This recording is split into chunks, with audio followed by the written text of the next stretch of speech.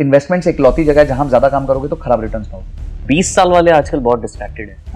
Why are they not able to create some personal goals in finance? Lottery की ticket जो है ना वो गरीब मानसिकता वाली जगहों पे बिकती है। 15,000 की सैलरी है और BNPL पे आईफोन ले रहे हैं। क्या बोलते हो आप उन लोगों को? गधा। Not having FOMO is the biggest financial skill you can develop in life. What is the right step to build an investment portfolio for a 20-year-old today? I never quit my job for investments, but my investments help me quit my job. Today, on certain days, my daily profit is sometimes 30 lakh rupees. Daily profit? Daily. Mutual fund की बात कर रहे हो? Stock market? मेरा stock market में investment नहीं। How do you select the right mutual fund? Every mutual fund investment has to be smart. क्या आप अब फायर हो चुके हो? Financial independence, retire early? Yes, बिल्कुल हो चुका हूँ। मेरा बेटा भी फायर हो गया। Why do you think females are better investors?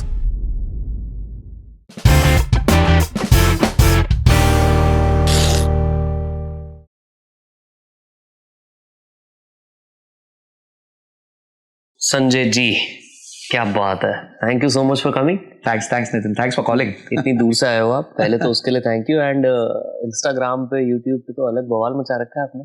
Content दे रहे हैं लोग, प्यार कर रहे हैं। I think it is people's love which has been showered on me, तो मैं बहुत आभार है उन सब। I think one of the fastest growing on Instagram. Instagram अच्छा गया। एक सेट ऑफ टाइम डेज था जब मैंने 30,000 से 2.5 लाख 7 दिन के अंदर कर लिया था। 7 दिन में? हाँ, मेरी 2-3 रील्स काफी वायरल हो गई। एक दो पॉडकास्ट क्लिप्स थे, एक्चुअली 2-3 पॉडकास्ट क्लिप्स थे। एक तो मैंने देखी थी जिसमें आपने SIP वर्सेस SWP। हाँ, दैट वेंट वेरी वेल। तो अभी 10 मिलियन प्लस हो गई है।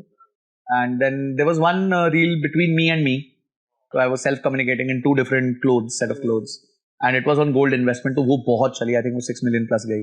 एक दो मेरे पॉडकास्ट क्लिप्स और थे जिसमें मैंने रिलायंस की buying strategy, bomb bills of material के बारे में बात की थी।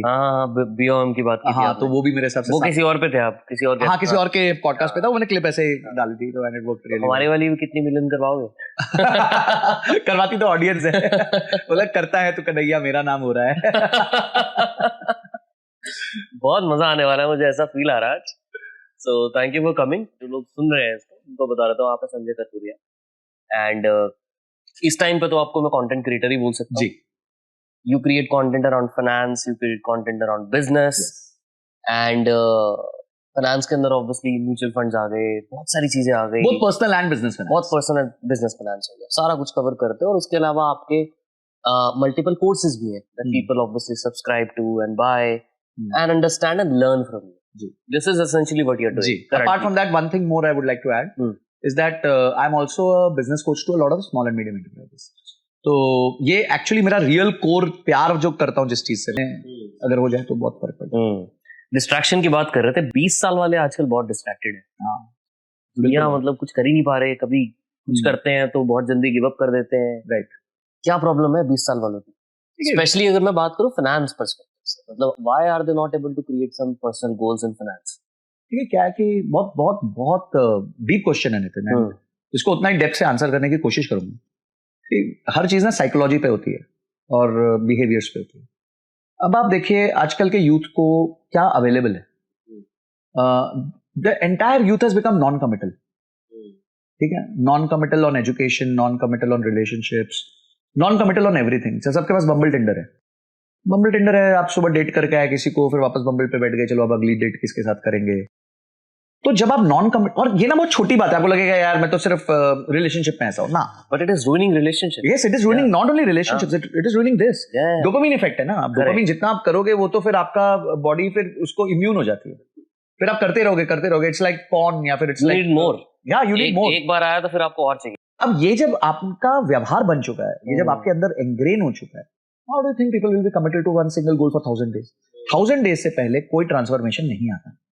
आप जो भी करना चाहते हो, कोई भी स्किल पकड़ लो, 1000 दिन से पहले ट्रांसफॉर्मेशन नहीं आता। ये बहुत अच्छी बुक आई थी आउटलायर्स करके, तो 10,000 आवर रूल। या फिर आप वो बुक पढ़ें, क्या कहते हैं, टैलेंट इज ओवररेटेड। तो टैलेंट इज ओवररेटेड में भी यही लिखा हुआ है। तो ये दोनों बुक्स मेरे को बहुत अच्छी लगती है, because they talk about what do you say, importance of hard work, starting early, feedback mechanism, spending that 10,000 hours every to reach that goal. तो मैं लोगों से यही कहता हूँ, जो आज मेरा भी सेशन था, मैं जिसकी आपसे बात कर रहा था, जिस वजह से थोड़ा सा डिले हुआ, बस कि मैंने लोगों को लिखा ना अपने कैलेंडर पे 1000 उल्टा लिख दो, and for this 1000 days do the same thing again and again, however boring it is, and don't expect any result. कल मैं किसी और से बात कर रहा था, तो उन्होंने मेरे को एग्जैक्टली सेम चीज बोली, the money is in the boring stuff, the value is in the boring stuff. Absolutely. वो जो ग्लोरीफाइड चीजें हमें दिखती है ना बाहर, सुंदर सुंदर चीजें दिखती है जिसके पीछे मीडिया भागती है, right, generally are the ones were just passionate people को। बिल्कुल। और वो पैशन तो आता है वहां पे, और सुंदर चीजें बहुत दिखती हैं, बट पैसा नहीं होता। पैसा नहीं होता, पैसा होता है बोरिंग चीजों में। आप पैसा की बात बताते हैं, बोरिंग चीजें, तेल का कुआं क्या है, बोरिंग काम है। बिल्कुल। तो रिलायंस के पास पैसा है, बिल्कुल, ठीक है।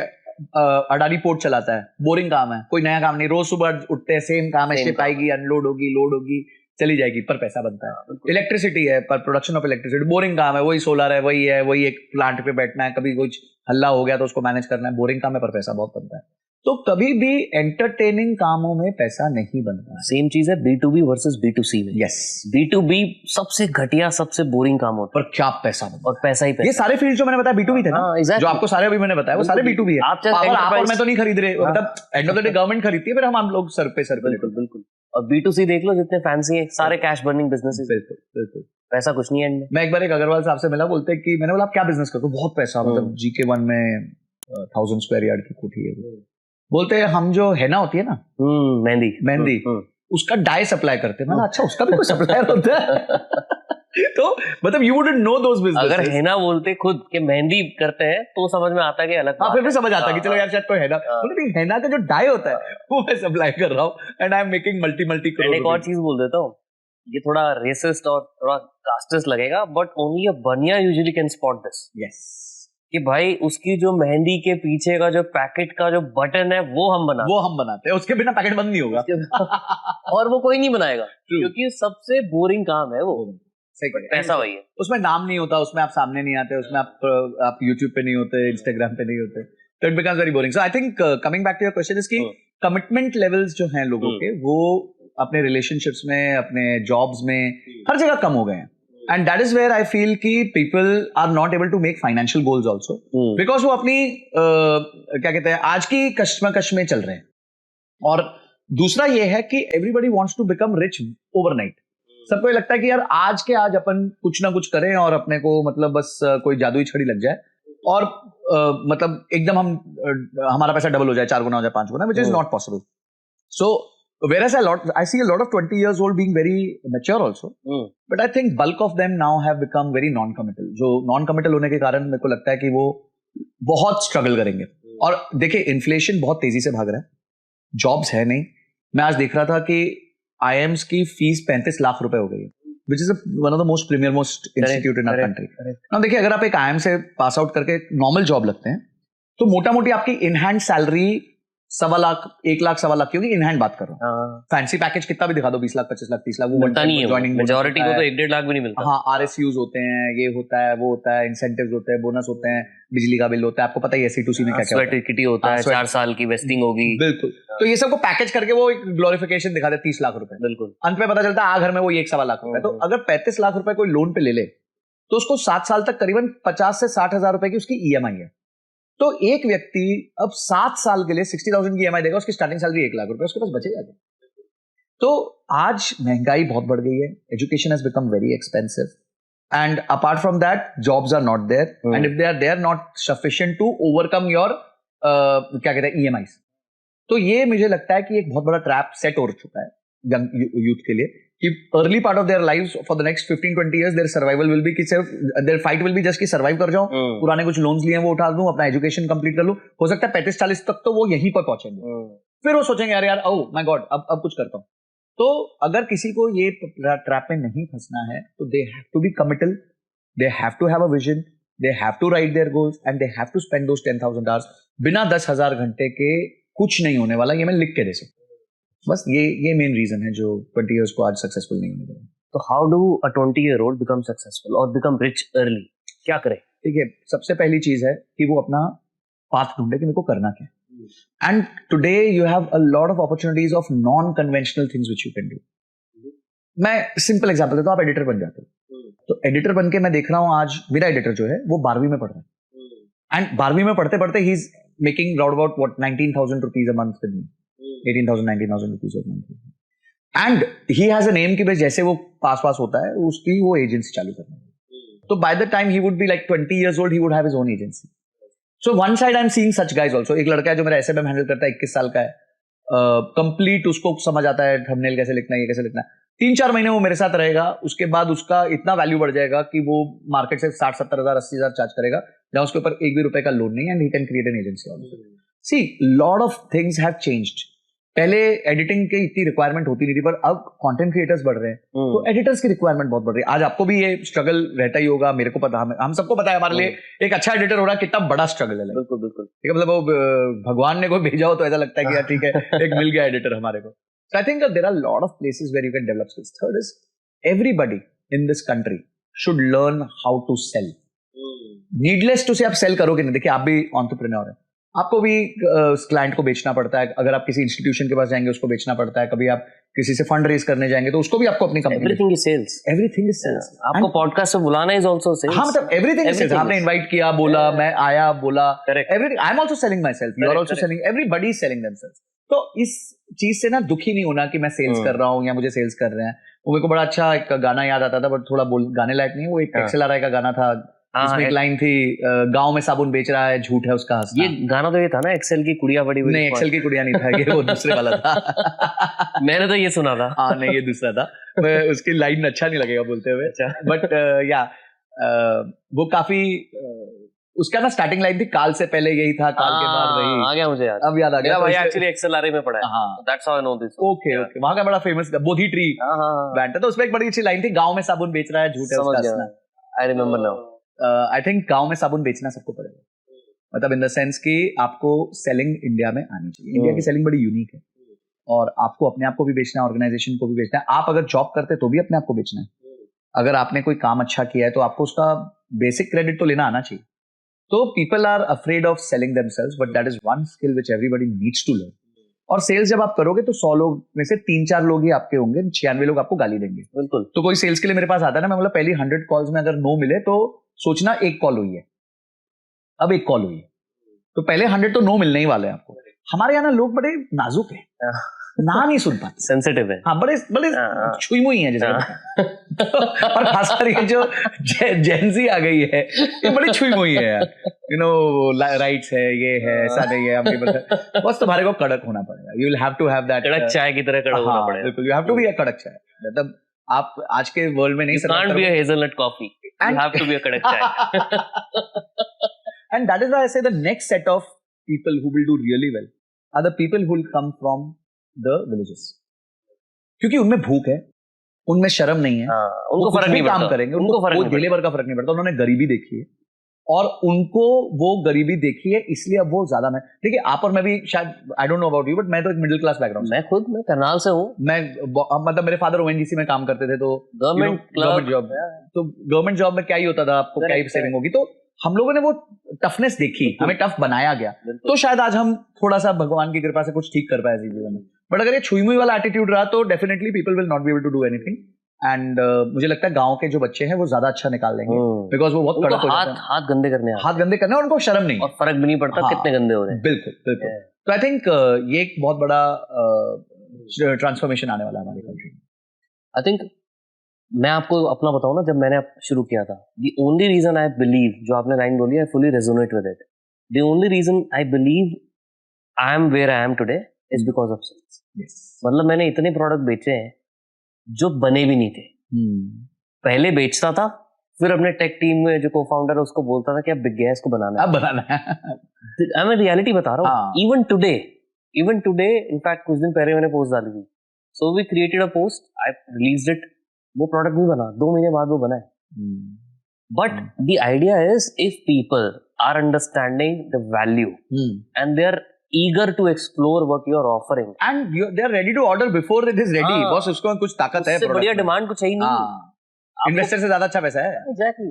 But coming back to 20-year-olds, इसे अभी हम इन्वेस्टमेंट की बात करते रहे, स्किल्स की हमने बात कर ली, क्या उनको करना है उसकी हमने बात कर। Let's say a 20-year-old wants to build their investment portfolio, 30-40 साल में जाके थोड़ा बहुत फिर भी समझ में आ जाती है, बट जो अर्ली शुरू कर रहे हैं, जिनकी अभी अभी जॉब लगी है, या मे बी जो आपने 18,000 वाले महीने की बात की, जो बंदा एडिटर आपके साथ काम कर रहा है, आप उसी को इमेजिन कर लो, अगर वो 18-20 हजार रुपए कमा रहा है और उसको आपको गाइड करना है कि यार तेरे को अपनी इन्वेस्टमेंट आज से शुरू करनी चाहिए ताकि तू 10 साल बाद एक 30 साल वाले से भी आउट परफॉर्म कर जाए, What is the right step to build a investment portfolio for a 20-year-old today? देखिए मैं थोड़ा इसमें मेरा कॉन्ट्रेरियन व्यू है। मेरा पहला व्यू है कि 20 साल के लड़के को इन्वेस्टमेंट से पहले सेल्फ इन्वेस्टमेंट पे फोकस करना चाहिए। देखिए the biggest delta U can receive is in your own income. अगर आप 20 साल के हैं और आज आपकी तनख्वाह 15,000 है, तो अगर आप सेम 15,000 अपने ऊपर डालेंगे वर्सेस आप वही 15,000 का कोई कोर्स खरीदेंगे, सॉरी कोई इन्वेस्टमेंट करेंगे, अगले साल हो सकता है आपकी तनख्वाह 20,000 की जगह 50,000 हो जाए। पर आपने अगर वही 15,000 किसी स्टॉक में खरीदा डाला तो वो 15,000 का 16,000 हो जाएगा, 17,000 हो जाएगा, 18,000 हो सकता है कम भी नीचे, हाँ हो सकता है नीचे भी हो जाए। बिल्कुल। So the biggest gains you can always receive in the early part of your life is here. मतलब you can invest here. और यही मैंने रखा था, मतलब I spent 5 to 10% of my income always on courses. मैंने CFA MBA करने के बाद जॉब चालू करने के बाद करी, तो और अच्छी खासी महंगी थी, मतलब उसका पहला लेवल में 50,000 का 70,000 का होता है, 70,000 का तो पहला लेवल था। फिर उसके बाद आगे के लेवल्स दिए। Lot of my friends did that. Yes. तो तब थोड़ा नसीब अच्छा था, $40 का था तो बच गए, और तब सस्ता भी था, CFA नया नया था। Golden days. हाँ तो गोल्डन डेज, 42 रुपीज का डॉलर, आज तो उसका डबल है। तो I think first part of your career for the next, मतलब जब आप स्टार्ट करते हैं इमीडिएटली इस पे फोकस मत कीजिए कि आपको इन्वेस्टमेंट करना है, पहले फोकस कीजिए अपने आप पे इन्वेस्टमेंट करना है कि मैं जो स्किल पकड़ चुका हूँ, जो मुझे जॉब लगा है, क्योंकि क्या होता है ना, जो लोग पढ़ाई करते हैं जो जॉब लगता है उसमें काफी गैप होता है इंडिया में। तो आप अब जॉब पे आ चुके हो तो अब आपको बेटर होना है। आपने जो 20 साल 22 साल पढ़ाई की, हो सकता है वो एक्जैक्टली रेलेवेंट नहीं है इस चीज। फॉर एग्जाम्पल मैं जब घुसा, मैं MBA फाइनेंस करी, बट मेरे को एक्सेल नहीं आता था, क्योंकि हमें एक्सेल सिखाने 2008 की बात हो रही, तो एक्सेल पे कोई बहुत ज्यादा लर्निंग नहीं होती थी मेरी। तो मैंने एक्सेल को सबसे पहले सीखा कि मतलब यार ये तो लगता है जिंदगी इसी में निकलने वाली है कि सामने माइक्रोसॉफ्ट के ही 3 सॉफ्टवेयर खुले होंगे, या तो वर्ड खुला होगा, या एक्सेल खुला होगा, या पावर पॉइंट खुला होगा। तो learn them first, that is where your hand should be very dirty, and that happened. And मेरी सैलरी आप बिलीव नहीं करेंगे 7 लाख से 12 लाख एक साल में हो गई। अच्छा। So I started my career with 7 lakhs, and during recession, I got to 12 lakhs just because of that one extra time था वो तो 2008 no, you know, Lehman Brothers recession. Yes. So मैंने ज्वाइन किया था 2008 जनवरी में, 2008 सितंबर में लीवन क्राइसिस हो गया था। 2009 मार्च तक इंडियन इकोनॉमी थोड़ा रिकवर कर चुकी थी, तो मेरे को 2008 जनवरी में करके 2009 में मैंने शायद फर्स्ट स्विच मारा था, तो तब मेरे को 7 लाख की जगह 12 लाख की तनख्वाह लगी। That is because I knew Excel, क्योंकि वहां मैंने जाके Excel पे कुछ फॉर्मूलाज दिखाए, कुछ टेम्पलेट्स बनाए, MIs दिखाए, तो वो खुश हो गए। अब यही 7 लाख में कहीं और डालता तो शायद वो 12 लाख नहीं होते। तो पहले मैंने अपने आप को 12 लाख पे ले गया, फिर मैं 12 लाख से इमीडिएटली 16 लाख पे पहुंचा। तो मैं by the time I had spent 5 years in the 5 or 6 years in the job market, I was at 40 lakhs, from 7 lakhs to 40 lakhs, 5-6 साल में, 5-6 साल के अंदर। So 5-6x in 5-6 years. The only reason you attributed to that you kept on investing in yourself. Yes. नया कोई course कर लिया, कोई तब बहुत मुश्किल था कोर्स करना, तब फिजिकली जाना पड़ता था, तब तो होते भी नहीं थे, कुछ नहीं था ऐसे इंस्टेंट ऑनलाइन अवेलेबिलिटी थोड़ी, बिल्कुल ऐसा नहीं था। उडेमी था, 499 में कुछ भी खरीद लिया। तब जाना पड़ता था, एक इंस्टीट्यूट ढूंढना पड़ता था, फिजिकली बैठना पड़ता था, कोई रिव्यू नहीं होते थे, कोई रेटिंग नहीं होती थी इंस्टीट्यूट्स की। आप सोचो सैटरडे संडे मैं घर पे बैठ सकता था, मस्ती कर सकता था, दोस्तों के साथ जा सकता था। I chose not to do that, and I chose to go to a classes and learn Excel. Is in itself a testimony that I invested a lot on myself, and I took. But you are a hustler. हाँ मुझे करना था, because मुझे बनना था बड़ा भाई। Majority of people are not. देखो अगर वो नहीं करेंगे तो फिर वो स्ट्रगल करते रहेंगे। देखिए मेरे साथ बहुत लोगों ने जॉब चालू किया, मैं अकेला तो पास आउट था नहीं अपने बैच का। आज भी वो लोग जॉब कर रहे हैं, क्योंकि उन्होंने क्या किया, जैसे जैसे उनकी तनख्वाह बढ़ी, पहले तो उनकी तनख्वाह स्लो बढ़ी क्योंकि वो स्किल्स पे फोकस नहीं कर रहे थे। दूसरी, जब उनकी तनख्वाह बढ़ी उन्होंने लग्जरी बढ़ाई, तो किसी ने मर्क खरीद ली, किसी ने BM खरीद ली, किसी ने घर खरीद लिया, किसी ने कुछ खरीद लिया। मैं अपना समय खरीद रहा था, क्योंकि मुझे था यार ये मुझे एक ही बनवास काटना है जिंदगी में, वो 14 साल का, उसके बाद मुझे घर वापस आना है, दिवाली मनानी है, which is that means I want to be free by in next 13-14 years। ठीक है, मेरे पेरेंट्स शायद जितना कर पाए, they didn't have the wherewithal to make me free from day zero, but मैं तो करूँ यार, at least what is in my hand I'll do it। तो 14 साल का मैंने बनवास काटा, which was कॉर्पोरेट बनवास। पर कॉर्पोरेट बनवास आई इंश्योर्ड कि बॉस मैं लग्जरी नहीं खरीदा। जिस दिन मैं मर्क खरीद सकता था मैंने होंडा सिटी खरीदी, ठीक है, जिस दिन मैं घर खरीद सकता था मैं रेंट पे रहा। तो वो पैसा जब कंपाउंड होता गया, तो today I never quit my job for investments, but my investments help me quit my job.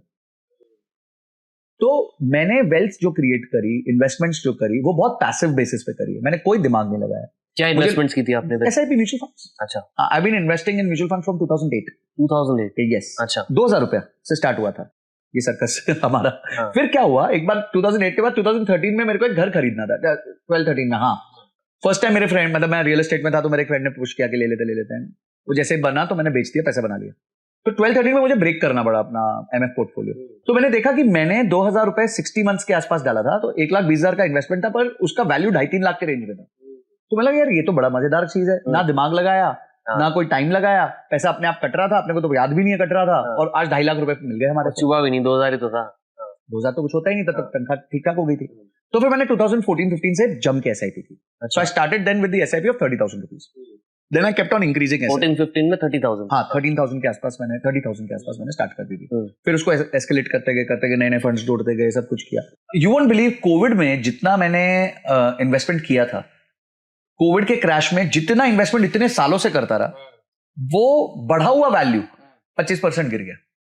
मतलब मैंने 100 रुपए डाले थे, वो 125 हो गए थे, वो वापस 125 से 75 हो गया, पर फिर भी मैंने अपना एमएफ नहीं छोड़ा, वापस डाला और डाला, ऐसे भी डबल कर दी।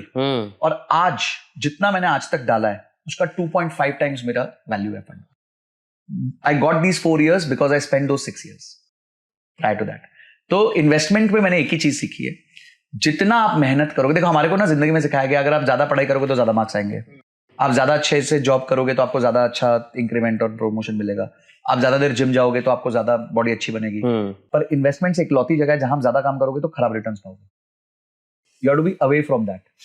It's like planting a tree, you can't be looking at it every day और वाटरिंग इट एवरी डे। आपको सिर्फ उसको सूरज के सामने छोड़ देना है, सूरज अपना काम करता है, फोटोसिंथेसिस ये सब वो सब चलता रहेगा। यही कंपाउंडिंग है। इन्वेस्टमेंट करो, दिमाग मत लगाओ, उसके बाद कंपाउंडिंग को अपना काम करने दो। Today on certain days my daily profit is sometimes 30 lakh rupees daily profit daily मेरा पोर्टफोलियो एक दिन 30 लाख रुपए ऊपर हो गया और एक दिन 30 लाख रुपए नीचे भी देगा। ये आप म्यूचुअल फंड की बात कर रहे हो? Stock markets? म्यूचुअल फंड, मेरा स्टॉक मार्केट्स में इन्वेस्टमेंट नहीं। आप करते नहीं हो? नहीं करते। अच्छा सर, म्यूचुअल फंड्स मैंने एक दिन 30 लाख ऊपर भी देखा है, एक ही दिन के अंदर 30 लाख, और एक दिन 30 लाख नीचे भी देखती। और मुझे अब कोई फर्क नहीं पड़ता ये सब चीजें।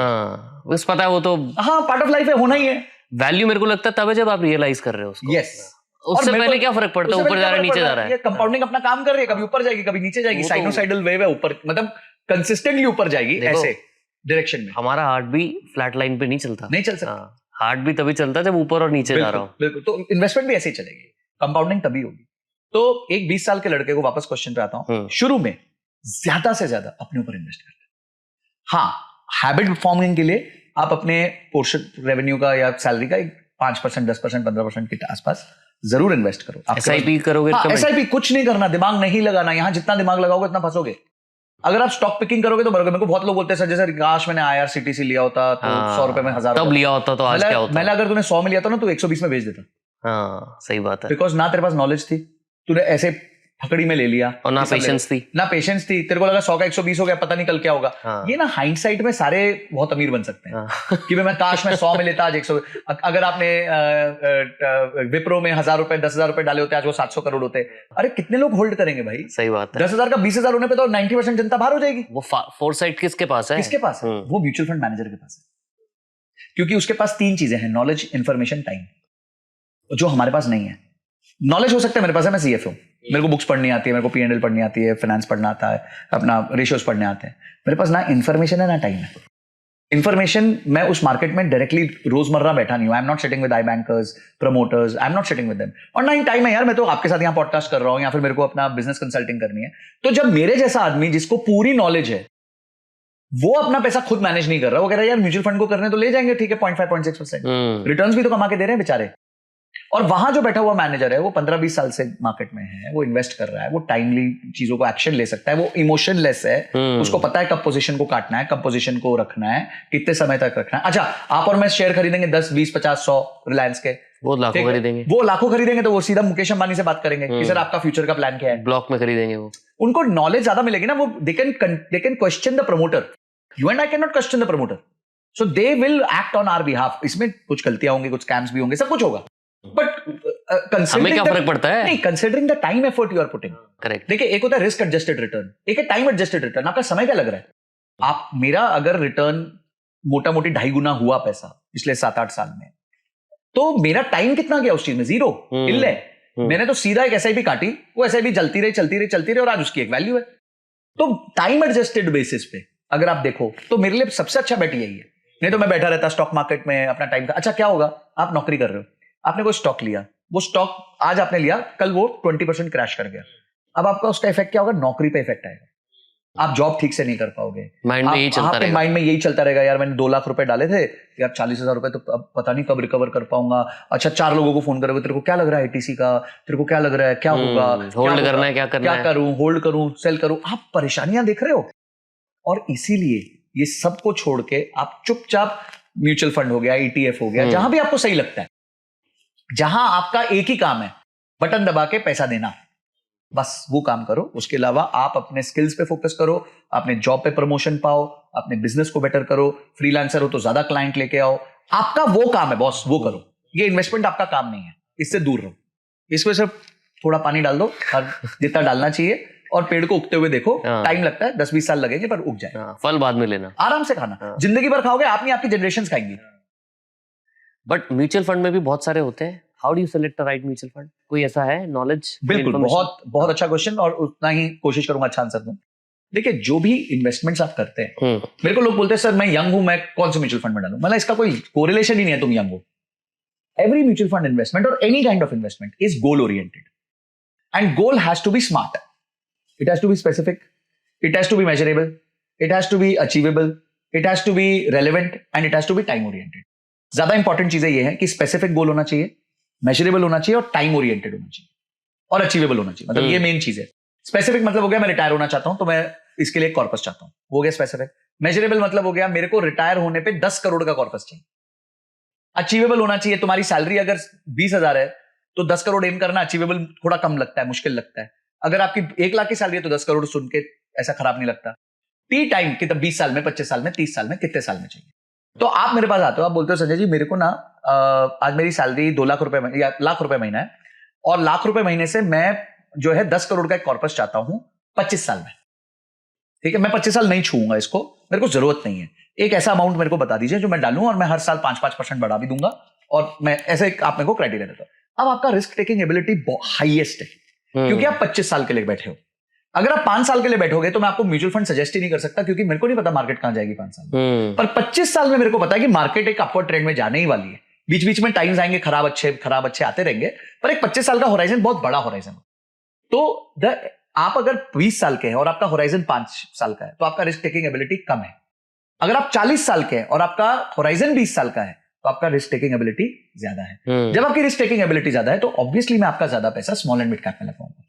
क्यों लगवाऊंगा? क्योंकि रिलायंस 20 लाख करोड़ की कंपनी है, उसको 10 गुना होना मतलब उसको 200 लाख करोड़ का होना पड़ेगा। पर एक कंपनी है जो 500-700 हजार करोड़ की या 2000 करोड़ की, उसका 20,000 करोड़ होना कंपैरेटिवली इजी है, आसान है। तो उसमें मेरे को पता है कि स्मॉल कैप कंपनीज हैं जिनमें पैसा डाला जा सकता है। इन कंपनीज का आगे जाके 10x होना 10 साल में एक इजियर प्रोपोजिशन है as compare to, more probabilistic proposition है as compare to a blue chip. Blue chip आपको चाहिए सेफ्टी सिक्योरिटी, आपको पता ही है कि वो सालाना 14-15% एक ओवर पर्टिकुलर होराइजन दे देंगे। तो माय पॉइंट इज कि whenever I have to design your portfolio will be goal oriented, and the goal has to be very smart. It has to be specific, it has to be measurable, achievable, relevant, time based.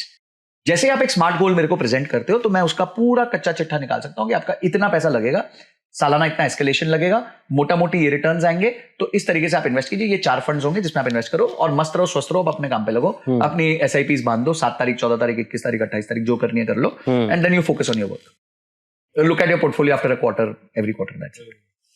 आपने ना बीच में बोला था कि मुझे तो 13-14 साल का वनवास काटना है, वनवास काटना है ना, उससे ज्यादा नहीं काटना। तो इसका मतलब फायर वाली बात आ गई अब। बिल्कुल आ गई है ना। तो क्या आप अब फायर हो चुके हो? बिल्कुल हो चुका हूं। फायर का मतलब मैं बता दूं, फाइनेंशियल इंडिपेंडेंस, रिटायर अर्ली, उसकी बात अगर हम करें, हो चुका, राइट? एब्सोल्युटली। आपका बेटा भी फायर हो गया? मेरा बेटा भी फायर हो गया, और ये पावर ऑफ कंपाउंडिंग है, मैं आपको समझाता हूँ। हाँ, आपका क्वेश्चन कंप्लीट कर लीजिए फिर मैं। हाँ, मेरा क्वेश्चन ये है कि लोगों को पहले तो ये बता दो कि फायर का मतलब क्या होता है, और अगर उनको एक नंबर फिगर आउट करना है कि मेरे लिए ये फायर नंबर है, तो वो कैसे कैलकुलेट करे, और आपने क्या किया था? बहुत बढ़िया। देखिए, जब मैं स्टार्ट किया तो मैं ये नहीं कहूंगा कि मेरे पास फायर नंबर था, मेरे पास एक नंबर था। ठीक है, वो एक नंबर था माइंड में, और वो नंबर मैंने जैसे ही अचीव किया तो मैंने ये तय कर लिया कि अपना काम हो चुका है। मतलब अब नंबर बता सकते हो? हाँ, वो 5 करोड़ था। अच्छा, कि 5-6 करोड़ का रेंज होगा लिक्विड। हाँ, लिक्विड। अपन देखो रियल एस्टेट करते नहीं, घर खरीदते नहीं, सब करते नहीं, तो अपने पास पैसा लिक्विड ही होता है। And I was, as I said, God was kind on me, मेरी सैलरीज भी ठीक ठाक जंप हुई, तो I got that chance to invest more. देखिए, अगर आपकी एक्टिव इनकम ज्यादा होगी, आपकी इन्वेस्टमेंट ज्यादा होगी, आपकी इन्वेस्टमेंट ज्यादा होगी तो आपका वनवास छोटा हो जाएगा. तो गेम सारा एक्टिव इनकम का है. लोग कोशिश पैसिव इनकम से कर रहे हैं क्योंकि लोगों को ना मोहताजी पसंद है, लोगों को दूसरे पे डिपेंड करना पसंद है, अपने ऊपर कुछ काम करे. वो थोड़ा इंडिया में थोड़ा कम, मेरे को लगता है कल्चर कम है. तो मेरे माइंड में एक 5-6 करोड़ का नंबर था, जो by think by age of 37-38 मैंने अचीव कर लिया. तो इसलिए मैंने कहा 14 साल का मेरा बनवास था, तो 14 साल का वो बनवास काटा. और बट बनवास नहीं, मेरे को बहुत एंजॉय किया, अपने करियर को भी एंजॉय किया. आज whatever I am is a product of the places where I worked, with people whom I worked with. तो 14 साल वो नंबर 5-6 करोड़ का था. एंड अब मैं क्यों ये कह रहा हूं कि मैं लाइफ लॉन्ग फायर्ड हो चुका हूं, ठीक है, अगर मैं इसको आपको समझाना चाहूं, और या मेरा बेटा भी क्यों फायर्ड हो चुका है. देखिए, जो मेरा पोर्टफोलियो है आज, which is only mutual funds in the range of around about 6 crore rupees. If it grows at 12% per year, मैं ज्यादा नहीं बोलता, तो वो साल का मेरे को देगा 72 lakhs. मुझे जीने के लिए आज के दिन पे चाहिए 24 लाख. तो what will I do with the remaining 48 lakhs? Reinvest ही होगा, वो वापस ग्रो होगा. तो अगले साल मेरा नया पोर्टफोलियो कितना होगा? 6.5 करोड़. 6.5 करोड़, क्योंकि 48 लाख ऐड हो गया. 48 लाख ऐड हो गया. अब 48 लाख 6.5 करोड़ का 12% कितना होगा? नया मैथ होगा. मेरी रिक्वायरमेंट 24 लाख से 26 लाख हो गई, तो भी मेरे पास सब्सटैंशियल गैप है, वो फिर से री ऐड हो गया. अब मैं आपको एक सिंपल मैथ देता हूं और एक लाइव केस स्टडी देता हूं.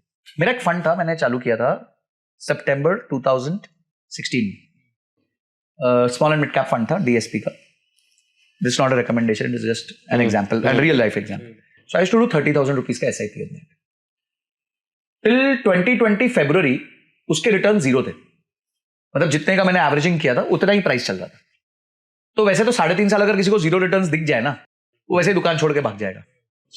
पर यह सर्कस खत्म नहीं हुआ. अगले महीने सर्कस चालू हुआ, फिर कोविड आ गया, 25% डाउन. तो आपने फिर खरीदा, और अपन तो कोई टेंशन ही नहीं हमारे को. हमने बोला ठीक है, चलने दो 30,000 रुपए. Today that fund has an investment of approximately 30 lakh rupees and the value of that fund is approximately 85 lakh rupees. Crazy. Almost 2.5 times. Yes, in the last 4 years. तो वो 4 साल का जो मैंने बेनिफिट खा लिया, उसको अनमैचेबल है. अब नितिन जी, ये डिसाइड होता है कि Sanjay, you will not invest any more in this. The IRR of this fund is 24%. आज तक जिसने रिटर्न दिया करीबन 24 भी नहीं, अब तो 26% के आसपास. XIRR बोलते हैं. इसे XIRR, compounded return time based. तो मैं कहता हूं 26 नहीं कमाएगा आगे, ये 14 कमाएगा. ये 80 लाख रुपए, 80-85 जो भी है, 80 पकड़ लेते हैं एक बार, 80 लाख रुपए सिर्फ 14% कमाएगा. और मैं इसमें से अगले 30 साल के लिए 60,000 रुपए निकालूंगा महीने का. ठीक है, ऐसे only 60,000 I will pick up out of this for how many years? 30 years, which is 360 months. तो एनी गेसेस कि 360 months के बाद कितना पैसा बचा होगा मेरे पास? No idea. आप बोलोगे कैसे बचेगा संजय, 80 लाख था. आप कह रहे हो कि मैं हर महीने उसमें से 60,000 हटा रहा हूं, तो 360 into 60,000 इज 2 crore 16 lakhs. यानी कि 80 लाख के फंड में से 2 करोड़ 16 लाख तो मैंने खा लिया. उसके बाद वो 16 करोड़ बचेगा. 16 करोड़, क्योंकि कंपाउंड हो रहा है. क्योंकि वो कंपाउंड हो रहा है. इसलिए मैंने कहा मैं नहीं, मेरा बेटा भी फायर्ड है, क्योंकि वो 16 करोड़ उसी को जाने वाला है. अब this is one of my funds. I have almost 7-8 funds like this. हो गया काम अपना. We are fired. Now life was this easy for me और for any investor. Problem is we make it complicated. हमें futures and options करना है, हमें crypto करना है, हमें ये करे. जो नहीं समझ आता मत करो, जिसका काम उसी को साजे, बाकी करे तो ठेंगा पाजे, ऐसा होता ना, और करे तो डंका बाजे. हाँ. तो आपको क्यों पढ़ना है सब कामों में? आप अपनी एक्टिव इनकम बढ़ाओ भाई. लोगों ने संजय सर बताओ ना, टिप बताओ कौन सा शेयर कर दो. अबे मैं तो खरीदता नहीं, तो तेरे को कहां से टिप दे दूं? अच्छा, एनालाइज करके बताओ ना. देखो, एनालिसिस आप कितनी भी कर लो, पर वो बड़ी अच्छी बात होती है. नहीं, वॉरेन बफेट कहते हैं कि market can remain insane for more amount of time than you can remain liquid. इसका मतलब ये है कि मार्केट का पागलपन इतने, आपको लगता है मार्केट गिरने वाली है, आपने शॉर्ट पोजीशन बना ली, पर मार्केट को नहीं लग रहा ना, मार्केट तो ऊपर चले जा रही है, तो वो तो इंसैनिटी में रहेगी, पागलपन में रहेगी. तुम्हारा यहाँ पे चड्डी बनियान सब उतर जाएगी, जो मर्जी करो तुम. नहीं, तुम्हारी चड्डी बनियान उतर जाएगी. तो इसलिए उन्होंने कहा कि market can remain insane for more amount of time than you can remain liquid. यानी कि आपकी लिक्विडिटी खत्म हो जाएगी, पर मार्केट का पागलपन नहीं खत्म होगा. मार्केट नहीं खत्म होगी. मार्केट का पागलपन नहीं खत्म होगा. तो आप मार्केट से प्लीज मत खेलो उसके साथ. ये वो है, जलता हुआ खौलता हुआ लावा है. हाँ, थोड़ा थोड़ा इन्वेस्ट करो, कम अपेक्षा रखो, 12 से 14% की, आपको लॉन्ग टर्म में इतना जबरदस्त रिटर्न मिलेगा। What is a good return number? 12 to 14%। अगर किसी का 12 से 14 आ रहा है तो वो बहुत अच्छा है। वॉरेन बफे दुनिया के सबसे बड़े कंपाउंडर रहे, मतलब not from that wealth compounder रहे, 19.8% is his returns, but it is for 60 years. यानी कि अगर आपने 1965 में जब उनका फंड चालू हुआ, उसमें अगर 10,000 रुपए डाले होते, 10,000 रुपए वन टाइम, एसआईपी में, एनी गेसेस आज उसकी वन टाइम, नो एसआईपी, अच्छा, तो आज उसकी वैल्यू कितनी होती 60 साल बाद? 100 करोड़ प्लस। सी, कंपाउंड इंटरेस्ट का फॉर्मूला ना 3 चीजें हैं। आप कितना पैसा डालते हो, उसका क्या रिटर्न्स आता है, और वो कितने समय के लिए, कितना रिटर्न्स आता है ये आपके हाथ में नहीं है, वो मार्केट्स है। पर कितना पैसा डालते हो और कितने समय के लिए डालते हो ये आपका हाथ है। अब जो कितना पैसा डालते हो वो मल्टीप्लिकेशन में है, P multiplied by 1+R, but कितने समय के लिए डालते हो वो एक्सपोनेंशियल में। तो इसलिए मैं बार बार लोगों को कहता हूं ज्यादा नहीं, लॉन्ग डिस्टेंस, यस, ज्यादा नहीं, ज्यादा देर कमाओ। और इसीलिए मैं इतना रिलैक्स्ड रहता हूं, क्योंकि मुझे ये सारी इक्वेशंस पता है। जब आपको नॉलेज होती है, इस तरह का इंफॉर्मेशन होता है, कन्विक्शन होता है, तो आप रिलैक्स्ड हो जाते हैं। आपको पता होता है यार ये सर्कस चलता रहेगा जीवन भर का, हमें पता है कि हमारे पैसे सिक्योर हो चुके हैं, we are fired as you rightly said. तो किसी को फायर नंबर निकालना हो तो हाँ, बड़ा आजकल तो मैथ इजी हो गया है। तो देखिए, समझो आज आप 20 साल के, ठीक है, या 30 साल के फॉर एग्जाम्पल। 20 साल वाले को फायर्ड एकदम नहीं सोचना चाहिए, उसको तो ग्रोथ सोचनी चाहिए। 30 साल वाला वो कहता है यार मैं आज से 10 साल बाद या 20 साल बाद, 50 साल की उम्र में आउट होना चाहता हूँ, रिटायर होना चाहता हूँ। अगेन अचीवेबल नंबर होना चाहिए। तो आज अलग समझिए उसका खर्चा महीने का चल रहा है 50,000 रुपए, ठीक है, एक उदाहरण ले रहा हूं। तो खर्चे हर 10 साल में डबल होते हैं, क्योंकि मोटा मोटी इन्फ्लेशन इज एट 7%। तो 50,000 हो गया 1 लाख 10 साल बाद, और 1 लाख हो गया 2 लाख 20 साल बाद। अब 2 lakh into 12 months which is 24 lakh, 24 का 25 टाइम्स, अच्छा 24 का 25 times, which is round about 6.25 crore रुपए। मोटा मोटी अगर उसके पास 20 साल बाद होंगे तो वो रिटायर हो जाएगा। जैसे मेरा आज का नंबर जो 6.25 करोड़ के आसपास है, तो I am a fair bit retired person, ठीक है। अब क्वेश्चन ये है कि 6.25 करोड़ के लिए उसको 20 साल कितनी एसआईपी करनी होगी? बड़ा सिंपल आंसर है, जो अमाउंट है 62,500 रुपए आपको महीने के डालने होंगे। If you put 62,500 rupees per month for the next 20 years, you will be sitting on 6 crore 25 lakh rupees of value at the rate of only 12%। मैं कंजर्वेटिव चल रहा हूं, 12% से ऊपर नहीं मानता। तो बड़ा सिंपल मैथ है कि 62,500 रुपए डालो, 6 करोड़ 25 लाख, 6 करोड़ 25 लाख निकालो 20 साल बाद। 20 साल। और ये जो लोग इतने सारे gold, crypto, stocks, future and option, इतने सारे इन्वेस्टमेंट पोर्टफोलियोज हैं। अभी आपने तो बोल दिया कि यार सिर्फ म्यूचुअल फंड्स पे बात करो, बाकी सब छोड़ दो, फर्क ही नहीं पड़ता, you will still be able to get rich and get fired if you really want to, right? मुझे ये समझना है कि एक तो होता है पैसिव इन्वेस्टर, एक होता है प्रोफेशनल इन्वेस्टर। पैसिव इन्वेस्टर वाला माइंडसेट तो आपने समझा दिया कि भाई आप कुछ नहीं करना, एसआईपी लगाओ, और वो पैसिव ही हो गया ना, बिल्कुल पैसिव ही हो गया। हाँ, प्रोफेशनल इन्वेस्टर के माइंडसेट में भी कुछ फर्क होता है। हाँ, देखिए, अगर आप प्रोफेशनल इन्वेस्टर बनना चाहते हैं, first have that kind of education. If you want to become a doctor, you have to spend 5 years in MBBS, then 5-10 years in internship, and then you can become a surgeon only after spending 20 years in the field of medicine। पता नहीं, stock market में आके सबको पहले दिन surgeon बनना होता है। तो वो सर्जन बनने जाते हैं, उनका विसर्जन हो जाता है, ठीक है। तो आपको अपना विसर्जन नहीं करवाना है। If you want to really play this field, it's a great field, wealth is amazing है, बहुत अच्छा फील्ड है, पर पहले सीख तो लो। एक पायलट होता है, जब तक ट्रेनिंग के बाद उसको 1,000-2,000 घंटे का एक्सपीरियंस नहीं होता, उसको कैप्टन थोड़ी बनाते हैं, फर्स्ट ऑफिसर होता है। बिल्कुल बिल्कुल, ठीक है। तो आप अगर स्टॉक मार्केट्स में हो तो पहले अपना गुरु तो ढूंढो, सबसे पहले अपना गुरु ढूंढो बॉस। गुरु ढूंढे बिना आपका काम नहीं होगा। अच्छा, क्या है कि इंडिया में ना कोई एजुकेशन सिस्टम ही नहीं है स्टॉक मार्केट्स का। करेक्ट। और इसलिए क्या हुआ कि लोगों ने खेला सट्टे की तरह और समझाई सट्टे की तरह। वो खेलने ही सट्टे की तरह आए, तो लॉन्ग टर्म खेलने नहीं आए थे। जबकि biggest wealth compounders are come out of the stock markets, beat promoters. आज मुकेश अंबानी के पास $100 बिलियन इसलिए नहीं है कि $100 बिलियन उनकी जेब में है, उनके कंपनी की वर्थ का जो हिस्सा उनका है वो 100 बिलियन है। कैश तो उनके पास होगा, चलो 5 बिलियन 10 बिलियन 15 बिलियन होगा, उससे ऊपर थोड़ी कैश होगा। तो वेल्थ क्रिएशन तो यही होगी। तो अगर आप इसको एक फेयर फॉर्मिडेबल फील्ड बनाना चाहते हो तो पहले एजुकेशन लो। और इसमें एजुकेशन इंस्टीट्यूशनल एजुकेशन से काम नहीं होगा, इसमें आपको रियल गुरु के पास जाना पड़ेगा। Guru would be people like Raamdeo Agrawal, people like mister Madhu Kela, people like Motilal Oswal, people who have really done it in their lives. So become an employee in those companies. Live in that environment of wealth management. Live in the environment where people are talking about these things.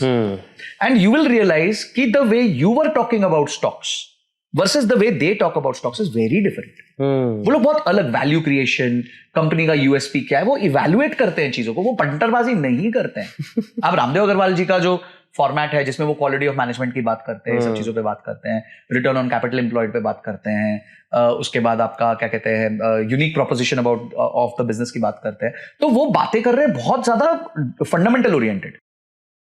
तो आप ये सोच रहे हो कि मैं कोई सिर्फ चार्ट देख के या ये सब करके काम कर लूंगा, इट इज नॉट पॉसिबल. तो if you want to make a career in active investment, you should be an active investor. You should learn from the right set of people and you have to spend time, boss. Spending time in the market is the best way to learn. तो ये 2-3 चीजें आप करोगे तो आप बिल्कुल अच्छा बन सकते हो इन्वेस्टर. और सबसे बड़ी गलती करते क्या लोग अभी? एक तो यही हो गया कि राइट मेंटर नहीं ढूंढते और राइट एजुकेशन नहीं करते. देखो सीधा जंप इन करते हैं और खेलना शुरू करते हैं. स्टॉक मार्केट में देखिए क्या होता है कि एक 20 साल का लड़का है, उसका परसिवेरेंस नहीं है, उसका फील्ड ही नहीं. अब देखिए अगेन मैं वापस पायलट के एग्जाम्पल पे आता, ठीक है, या मेडिसिन के एग्जाम्पल, दोनों एग्जाम्पल लेता हूँ. पायलट है, ठीक है, अब एक फर्स्ट ऑफिसर है, वो बैठा है, उसके पास अब कंट्रोल्स नहीं है, वो पायलट को देख रहा है, सडनली टर्बुलेंस हो गई, फ्लाइट 2000 फीट नीचे गिर गई. तो अब वो देखेगा ना कि how this captain is reacting, what are his steps, what is he doing. Turbulence को कैसे देखिए, आदमी का पता कब चलता है टर्बुलेंस में. बाकी गुड वेदर में तो सारे मस्त है. इसलिए मैं लोगों को कहता हूं ये जितने आजकल के इंस्टाग्राम इन्फ्लुएंसर्स आए, मैंने ये कर दिया वो कर दिया, जरा एक बार मार्केट क्रैश हो, जो रोज ट्विटर पे स्क्रीनशॉट डालते हैं, हाँ कि मेरा इतना बन गया, उतना बन गया, आज का 1 लाख का रिटर्न आ गया मेरा. वो एक बार जरा 4 साल इन्होंने क्या किया, सब 2020 में आए, तब से उन्होंने बुल रन देख ली. एक बार मार्केट उल्टी होने दो, इसमें से 95% लोग दुकान छोड़ के चले जाएंगे. और मार्केट उल्टी होगी, कभी भी हो सकती है. मार्केट हमारी तो आपकी थोड़ी सुनेगी, किसी भी दिन उल्टी हो जाएगी. कोई भी एक इवेंट ट्रिगर करेगा उसको और उल्टी हो जाएगी. तो पॉइंट ये है कि वो क्या देख रहा है, वो लड़का जो सीख रहा है वो अब देख रहा है कि मेरा बॉस जो कैप्टन है फ्लाइट का, वो टर्बुलेंट वेदर में मेरे फ्लाइट को कैसे हैंडल कर रहा है. एक डॉक्टर जो सर्जन बन रहा है, वो पहले सर्जरी में छुरी काटा पास करता है अपने मेन डॉक्टर को, करेक्ट, वो ऐसे करता है 7 नंबर, ओके ठीक है, ये क्योंकि वो देख रहा है कि वो किस तरीके से ऑपरेशन कर रहा है, क्या गलती करता है, अचानक से उसका हार्ट रेट बढ़ गया तो क्या करेगा, स्ट्रेस को कैसे हैंडल करेगा, आदमी की जिंदगी का सवाल है. तो वहां पे भी जब आप वेल्थ मैनेजमेंट करते हो तो लोगों के पैसे का सवाल है, जिसको लोग जिंदगी से ही अटैच करते हैं. तो आप अगर किसी का पैसा मैनेज करने वाले हो तो एटलीस्ट भी have that kind of knowledge, experience, time in the market. Just because you saw some videos you will not become an expert in stock market. तो मेरा तो ये मानना है कि किसी को अगर इसको करियर बनाना है तो राइट एसोसिएशन में जाओ, राइट ऑर्गेनाइजेशंस में जाओ. हमारे देश में बहुत अच्छी अच्छी कंपनीज है, IIFL है, मोतीलाल ओसवाल है, जीरोधा है, बहुत सारी कंपनीज है. You can join any one of them, learn from there, then become a formidable part of the team, become an assistant, become a senior assistant, become a manager, then go to become a wealth manager. आपको लगेंगे 15 साल, पर कोई भी job में अगर आप top पे पहुंचना चाहते हो, आपको 15-20 साल लगते ही रखते हैं. That's it. As simple as that. But why do you think females are better investors? क्योंकि आपने एक जगह पे ये बात बोली. हाँ, एक रील बनाई थी मैंने इस पे. तो ऐसा क्यों कहते हो? वो तो वैसे सेबी की रिसर्च है. देखिए, females by inherent nature are very very conservative.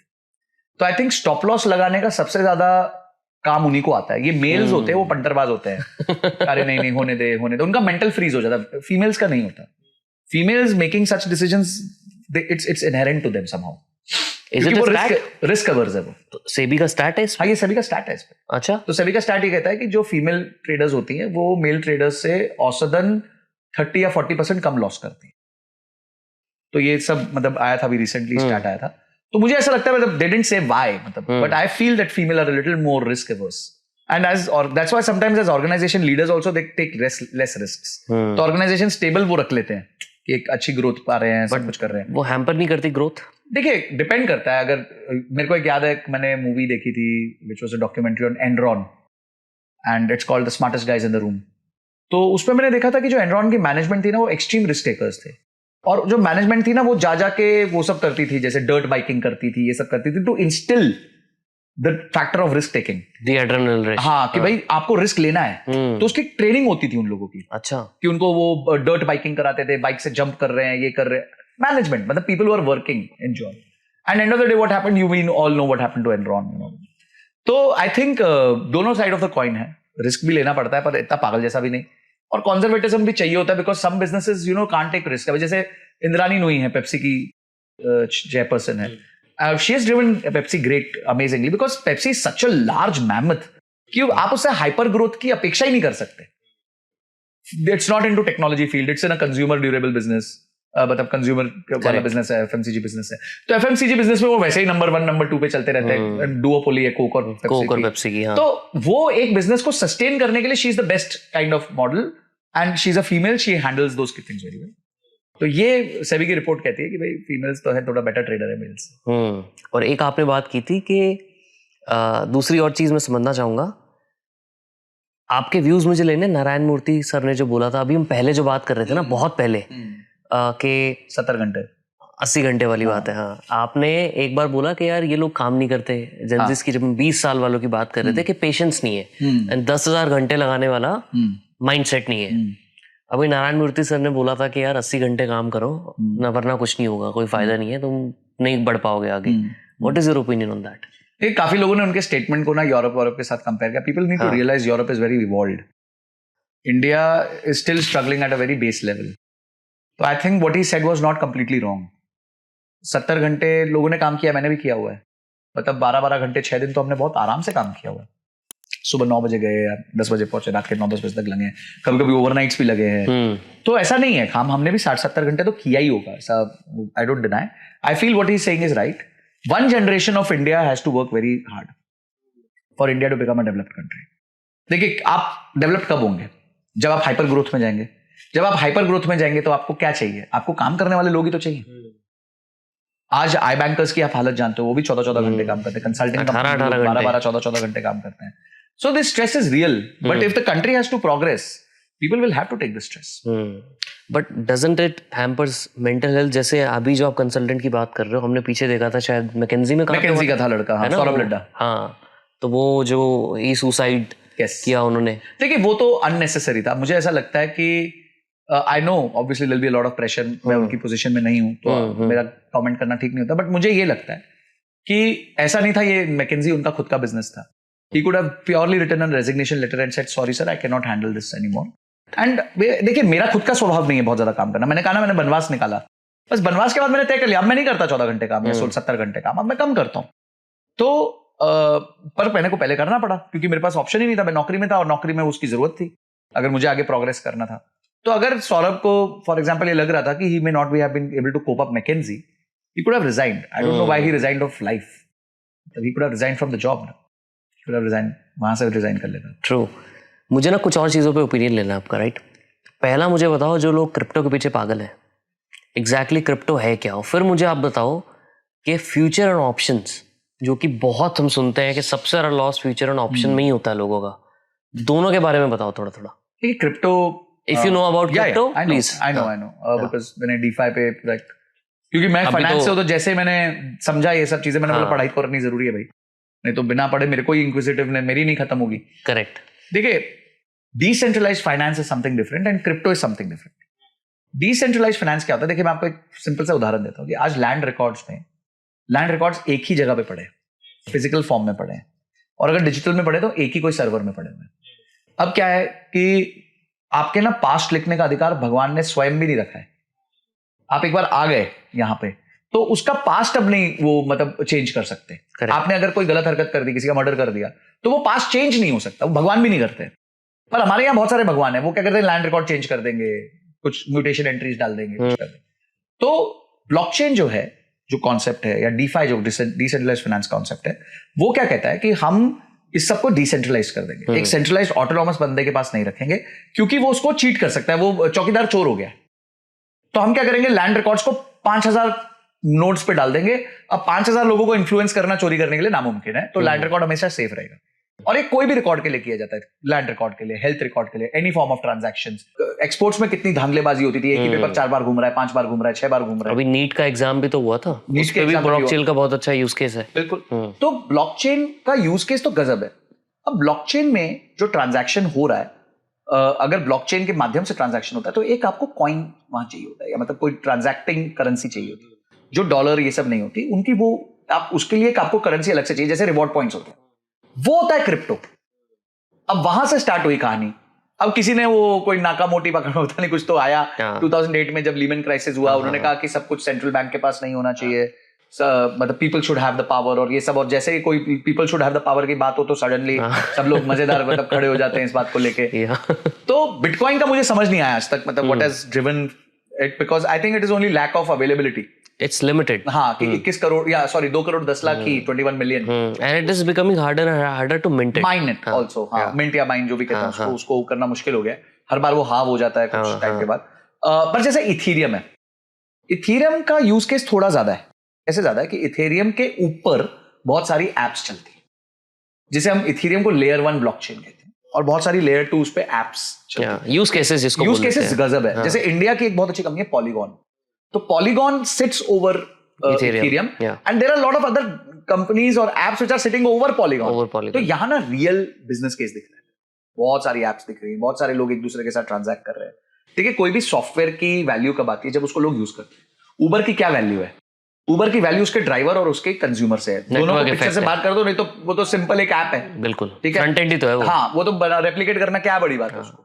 पर क्योंकि there are millions of drivers and millions of passengers, there is a network and that network is valued. But जो लोग क्रिप्टो में पैसा खो रहे हैं वो बिना किसी बात के समझे सिर्फ सट्टा करोगे तो आपके साथ यही होगा।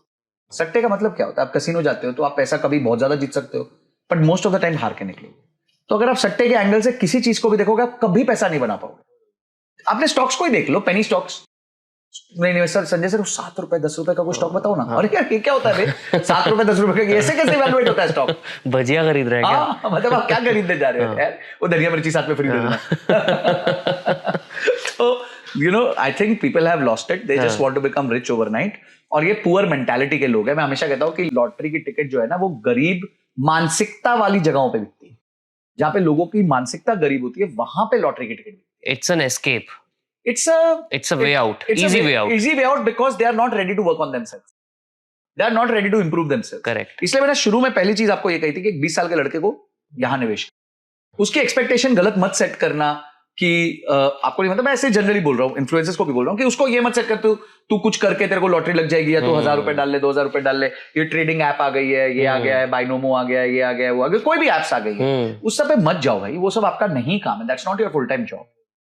बट पीपल ऑल्सो लूज, जो पेशेंस की बात कर रहे थे ना, जैसे फॉर एग्जांपल अभी वो हैंडनबर्ग वाली जो रिपोर्ट आई है ना, वापस से हुआ कि यार फिर से हो रहा है कुछ, और अडानी के स्टॉक फिर से गिरेंगे, वो फोमो आया और फिर लोगों ने पैसा वापस एग्जिट करना शुरू कर दिया। इस पूरे फियास्को के पीछे सबसे बड़ा गेम है पेशेंस का ही। बिल्कुल। आपने उस टाइम पे क्या किया? What was your reaction when this happened, the report आई थी? सी, मैं again I am unweathered from all this stuff because I have no exposure in direct equity. I don't own Adani shares. I care the least उसको क्या हो क्या नहीं हो, मेरे को क्या फर्क पड़ता है। मेरे पास किसी, हाँ मेरे म्यूचुअल फंड के पास होगा, उस दिन वो म्यूचुअल फंड आधा 1% 2% नीचे गिर जाएगा, उसके कुछ दिन बाद SIP होगी, वापस उसमें पैसा डल जाएगा, मैं लोअर लेवल्स पे भी खरीद लूंगा और वो वापस ऊपर चला जाएगा। देखिए ये सब मुझे सोचना ही नहीं है, ये मेरा काम नहीं है। मैं क्यों दुनिया में, मैं पंचायत लगा के बैठा हूं यहाँ पे कि इसका क्या होगा, उसका क्या होगा, हिंडनबर्ग। ठीक है, आपको एज ए कंट्री सिटीजन आपको पता होना चाहिए हिंडनबर्ग क्या है, क्यों हुआ, क्या हुआ, तो ठीक है, जीके के लिए ठीक है।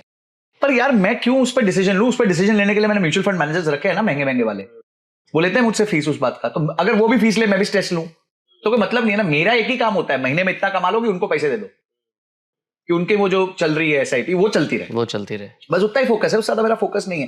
आप है ना मेरे को एक्सट्रीमली नितिन भाई डीक्लटर्ड देखोगे, मैं बिल्कुल डीक्लटर्ड हूं लाइफ में, बहुत क्लियर हूं कि मेरा काम क्या है, किसी और का काम क्या है, स्ट्रेस कहां से ओरिजिन होता है, trying to control things which you can not control and not acting on things which you could have acted on, which you can not control and which you should not control, Hindenburg report आ गई, मैं कुछ नहीं कर सकता, अडानी गिर गया, मैं कुछ नहीं कर सकता, स्टॉक मार्केट 5% क्रैश कर गई, मैं कुछ नहीं कर सकता।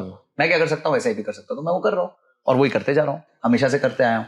हाँ, हो सकता है कि आज ये बोलने की क्षमता थोड़ी ज्यादा है क्योंकि पीछे 4 साल में रिटर्न्स बेटर हुए हैं।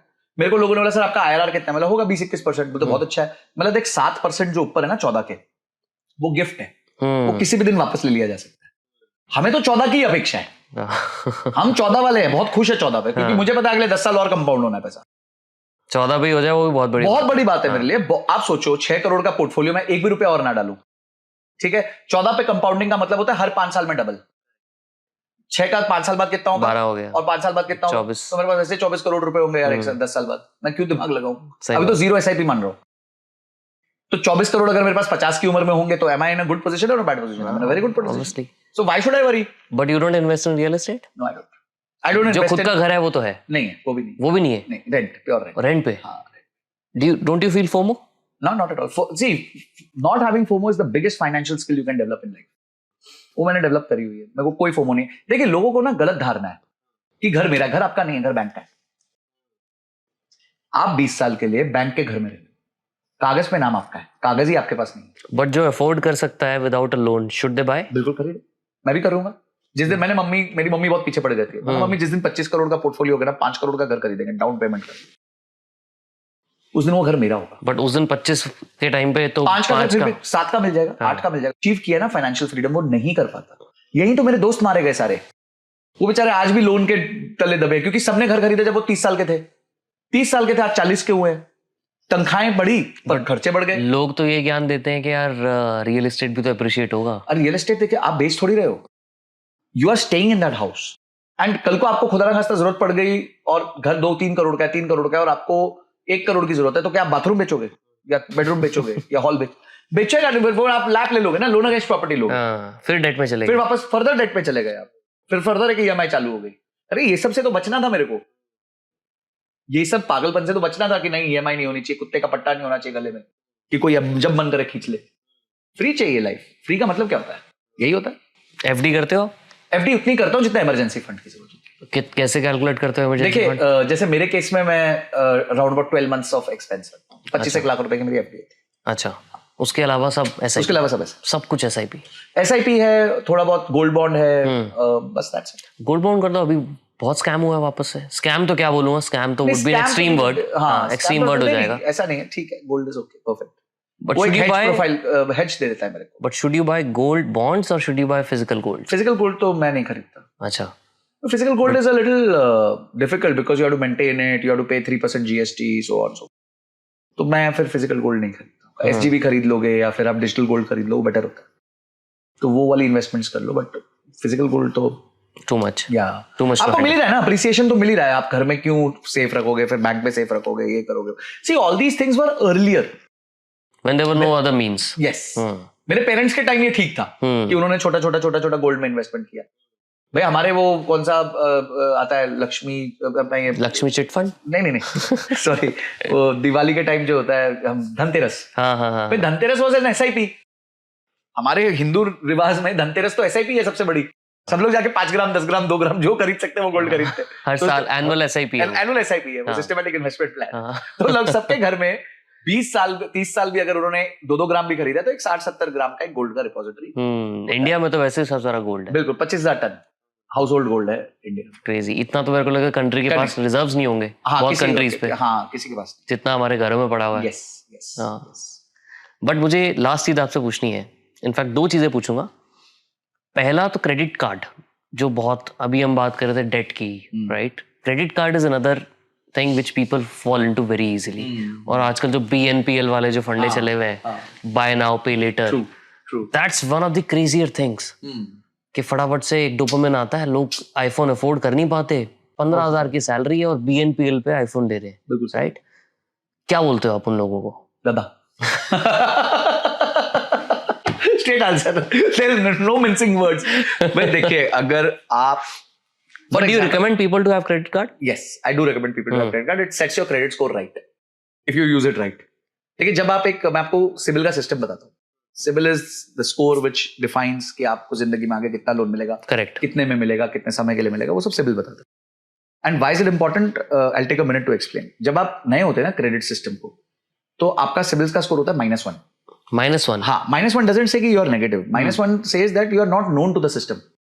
अब नितिन भाई देखो क्या है कि समझो मैं आपके पास उधार लेने आ जाऊं और मैं बोलूं कि मेरे को आपसे 1 लाख रुपए चाहिए. आप मेरे को जानते नहीं हो. आप बोलोगे संजय यार एक काम कर, ये आईफोन तेरा छोड़ दे. तो आप मेरे को जानते नहीं हो. मैंने आपको कहा मैं आपसे 3 महीने में पैसे वापस कर दूंगा. मैंने 3 महीने में आके आपको, या 2 महीने 25 डेज में आके पैसे वापस. आपने मेरा आईफोन मेरे को वापस. अब नेक्स्ट टाइम मैं आऊंगा ना और मैं बोलूंगा नितिन भाई 2 लाख रुपए चाहिए, तो आप ऐसे ही दे दोगे यार पिछली बार इसने दिया था. तो यानी कि मेरा क्रेडिट एस्टैब्लिश हो गया आपके साथ. इसी तरह आपको बैंक के साथ एक क्रेडिट एस्टैब्लिश करना पड़ता है जब आप यंग होते हो. अब यंग जब आप होते हो, आपका स्कोर -1 है तो बैंक आपको क्रेडिट देगा नहीं. तो the best way to start your credit history with the bank is the credit card. अब आप बोलोगे क्रेडिट कार्ड कैसे क्रेडिट कार्ड दे देगा जब आपकी हिस्ट्री नहीं है.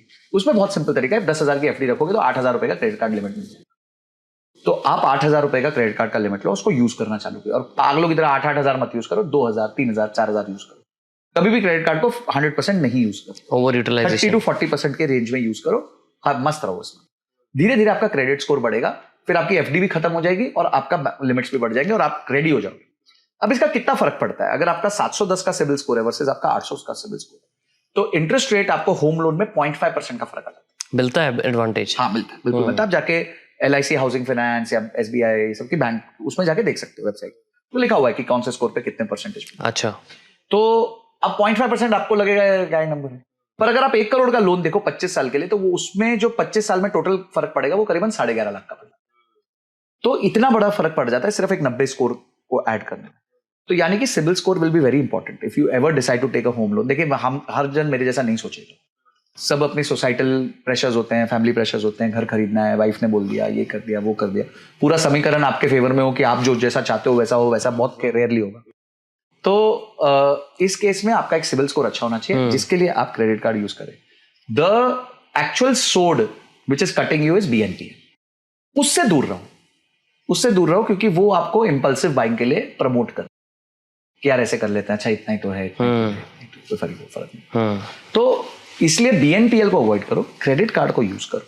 क्रेडिट कार्ड के बहुत फायदे हैं. आपको स्कोर्स मिलते हैं, पॉइंट्स मिलते हैं, लाउंजेस मिलते हैं. आपको एयर फेयर में कभी एक आधी बार फ्री टिकट मिल जाती है. तो बहुत लोगों को मैंने देखा है वो साल भर का एक 50,000 20,000 रुपए का मस्ती कर लेते हैं just by using utilizing the credit cards in a right manner. तो credit card is a good tool. Learn to use it. It is in your favour. BNPL is something you should avoid. इसको तो दूर कर दो अपने. एक last चीज आपसे पूछूंगा. How do you acquire knowledge? Because आप इतना जो इंफॉर्मेशन लेके आते हो, do you read books? If yes, top 2-3 books that you recommend, and what else do you acquire knowledge from? देखिए, बहुत अच्छा क्वेश्चन है बिकॉज आपका नॉलेज ही आपको आगे लेके जाता है और नॉलेज और उसका इम्प्लीमेंटेशन. देखिए, फर्स्ट ऑफ ऑल है ना, आपको मेरी first recommended book always stands as Bhagavad Gita. या always for any form of life. You want to do investments, you want to do life relationships, anything. I think Bhagavad Gita से ऊपर कुछ नहीं है.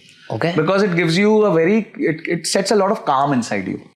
जब वो आपको डिस्कनेक्ट कर देती है बहुत सारी चीजों से, कि जैसे आपको वो कहती है कि कर्म कर फल की इच्छा मत कर, तो वो ना आपको राइट डायरेक्शन में ले जाती है. प्रॉब्लम क्या है ना, मैंने क्या कहा कि स्ट्रेस क्यों है? क्योंकि you are trying to control things which are not in your control. Results are not in your control. आपने एग्जाम दिया, आप यही बोल सकते हो ना, आई डिड माई बेस्ट. अब मुझे नहीं पता, हो सकता है मेरे को 5 मार्क कम आ गए, 10 मार्क कम आ गए, वो मेरा लुकआउट नहीं है यार. मैं क्या करता उसमें? मैंने अपना बेस्ट लेके आया. जिस दिन मैं गया था मैंने पूरी प्रेप की, मैंने जो मैं कर सकता था मैंने किया. हमारे ना एक बहुत अच्छे बॉस हुआ करते थे पहले, जब मैं रियल एस्टेट में था. तो बहुत लोग रोते हैं ना, कॉर्पोरेट में पॉलिटिक्स होती है, सर ये नितिन है ना, नितिन ने अपना काम नहीं किया, नितिन ने ऐसा नहीं किया, ऐसा नहीं किया. वो एक ही क्वेश्चन, तूने क्या किया? फिर आदमी चुप हो जाता था क्योंकि उससे भी कुछ नहीं किया होता था, वो भी क्रिप मारने आया होता था. तो I think Bhagavad Gita sets your tone, mind control. कभी कभी मेरा भी दिमाग खराब होता है तो मैं छठा चैप्टर फटाफट खोल लेता हूँ, थोड़ा उससे कूल हो जाता हूँ. That's point number 1, book number 1 which I really recommend. Second is pick up any book of Warren Buffett, or rather pick up the annual reports of Berkshire Hathaway, जहां Warren Buffett कुछ ना कुछ statements बोलते हैं. एक statement gold standard है. Gold standard है. एक उनकी लाइन थी कि if you want your relationship to last long, have less expectations. क्या प्यारा स्टेटमेंट है कि अगर आपको रिश्ता लंबा चाहिए तो अपेक्षाएं कम कर लो. तो उनके एक स्टेटमेंट गोल्ड स्टैंडर्ड है. Third, for modern day guys, maybe if you feel Berkshire Hathaway, Warren Buffett are too old for your charm, then you have 2-3 very good authors, जिसमें एक मॉर्गन हाउसेल है, साइकोलॉजी ऑफ मनी जिन्होंने लिखी है, same as ever लिखी है. नवल रविकांत है, उनकी the almanack of Naval Ravikant. And there is another guy, वो भी इंडियन है, Ramit Sethi. Right. I make you rich, ऐसे उनकी कोई बुक है, तो वो भी बहुत अच्छी लिखी है. जॉयज ऑफ कंपाउंडिंग एक बहुत प्यारी बुक है, very underrated book but very very well written. The joys of compounding.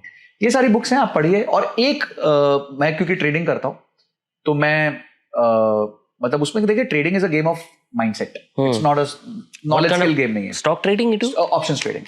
अच्छा. Very very heavy on options trading. तो उसके लिए मैं एक बुक पढ़ता हूं, द मार्केट विजर्ड. तो it was written in 1980s. It is interview of top traders in the world जिन्होंने सबसे बढ़िया रिटर्न्स कमाए हैं, कंसिस्टेंटली कमाए ट्रेडिंग से, नॉट फ्रॉम इन्वेस्टिंग, तो उनकी माइंडसेट क्या होती है, उनकी मानसिकता क्या होती है, क्या देखते हैं, कैसे अपने आप को डिसिप्लिन रखते हैं, तो वो उनसे सीखता हूँ। तो उसके लिए वो बुक है, उसमें मल्टीपल इंटरव्यूज है, इतनी मोटी बुक है, तो ऐसा नहीं है कि आप एक ही बार में पढ़ के सीख लोगे, उसमें हम पढ़ते रहते हैं, हर रोज 10 पेज पढ़ लिया, 5 पेज पढ़ लिया। तो have a habit and podcast. I think today books have been converted into podcast. This again 1 hour podcast can change people's lives. तो पॉडकास्ट तो मैं बहुत कंज्यूम करता हूँ, मतलब महीने के एटलीस्ट 10-12 कंज्यूम कर लेता हूँ। अच्छा। एंड या so diary of a CEO happens to be my favourite. I think काफी लोगों का फेवरेट है वो। तो डायरी ऑफ अ सीईओ बहुत अच्छा लगता है मुझे। और एक अगर और ऑथर मैं रेकमेंड करना चाहूँ जो आपकी लाइफ बहुत ईजी कर देगा, डीक्लटर, जैसे मैं डीक्लटर हो गया, उसको आपकी लाइफ को डीक्लटर कर देगा, आपको आपके राइट अलाइनमेंट्स कर देगा माइंड के, वो है Tony Robbins. If you read his books like unshakeable and एक और बुक है Unleash the Giant Within, Awaken the Giant Within, ऐसा कुछ नाम है बुक का। If you read those books again, they are very very self-empowering books. तो ये हैं कुछ मेरी set of books which I really like. एक चीज मैंने ना ऑब्जर्व की है, when people achieve a status or at some value, whatever they say become quote. Yes, it does. Because वो उनके डेप्थ से आती है। देखिए, अगर मेरा आज कोई मैं अगर कहता हूँ ज्यादा नहीं ज्यादा देर कमाना है, तो वो मेरे एक्सपीरियंस से आ रहा है। मेरे को कुछ लोगों ने बोला सर इस लाइन को पेटेंट करा लो जल्दी, बट वो मेरे एक्चुअल एक्सपीरियंस का पार्ट है वो, क्योंकि मैंने ज्यादा कमाने का कभी सोचा नहीं, वो ज्यादा देरी कमाने का सोचा, जिस वजह से आज मैं हूं जहां हूं। देखिए, I am not the best, I am not Warren Buffett, I am not made immense wealth, but I am a normal guy who is not an IIM IIT, who didn't, मतलब ऐसा कोई रॉक स्टार नहीं हूं। एक आम career, एक आम व्यक्ति भी 38 से 40 की उम्र में फ्री हो सकता है। This is what I want to perpetrate to people, कि आपको कोई रॉकस्टार नहीं होना है। Sometimes rockstar end up working all their life गधे की तरह, क्योंकि they keep on buying luxury from their salary. I kept on buying time from my salary. मेरे को ना मेरे फादर ने एक बहुत अच्छी चीज बोली थी बहुत पहले। ही सेड कि बेटा देख, किसी कंपनी को पैसा रेज करना है तो वो पैसे का IPO लेके आ सकते हैं, ठीक है, मार्केट में जाएंगे, अपनी स्टोरी बेचेंगे और जनता से पैसा इकट्ठा कर लेंगे। तो टाइम का IPO आ सकता है? नहीं आ सकता, तो आ ही नहीं सकता, कभी नहीं आ सकता। तो बोलते जब टाइम का IPO नहीं आ सकता, तुम टाइम रेज नहीं कर सकते, तुम किसी और का बोरो नहीं कर सकते, तो टाइम बचाओ ना। Start buying today. तुम्हारी आज कंडीशन अगर ये है कि तुम्हारे को नौकरी करनी पड़ रही है, ठीक है, this is because of your past problems, you were not born with a silver spoon, blah blah blah. But अगर तुम्हें जिंदगी भर काम करना पड़ गया, वो तुम्हारी गलती है बॉस। फिर तुमने अपने आप को डिजाइन नहीं किया, तुमने अपने लाइफ को डिजाइन नहीं किया। I think that is what we live. बहुत मजा आया संजय, एंड मेरे को तो लग रहा है इतना मजा आया कि हमने ज़ेंगा खेला भी नहीं। हाँ, मैं देख रहा था इसमें कुछ करना है, मैं एक तो किया, उसके बाद में बातों में इतना वो हो गया कि मैं फोकस ही नहीं कर पाया उस पर। But thank you so much. मेरे को लगता है कि एक सेशन और करेंगे हम, जिस पे हम लोग कंटेंट के ऊपर बात करेंगे, क्योंकि आज हमने उस पर कुछ भी बात नहीं की। No problem, right? So we should also speak about businessman, because आपका खुद का जॉनर भी वो है। हाँ, डेफिनेटली। आपने छोटा सा टच किया, हाँ, बट वो भी मेरा one of my favourite core subjects है, बिकॉज़ मेरा एक्चुअल काम तो बिजनेस कंसल्टिंग है, and I love helping businesses do well in their lives. Because देखिए, एक डॉक्टर होता है ना, जब वो किसी को ट्रीट करता है तो वो उसी आदमी को ट्रीट कर पाता है। पर अगर मैं किसी बिजनेस को बेटर करता हूँ, तो मैं उसके सप्लायर्स, उसके एम्प्लॉइज, उसकी फैमिली, पूरे इकोसिस्टम में, बैंक, क्योंकि बैंक का भी पैसा लगा होता है, तो अगर वो पैसा ठीक से मैनेज करने लग गया तो बहुत बड़े इकोसिस्टम को फायदा होता है। मेरे को लगता है हम डॉक्टर से ज्यादा अच्छे हैं। Thank you so much for coming, बहुत मजा आया। Lovely, amazing.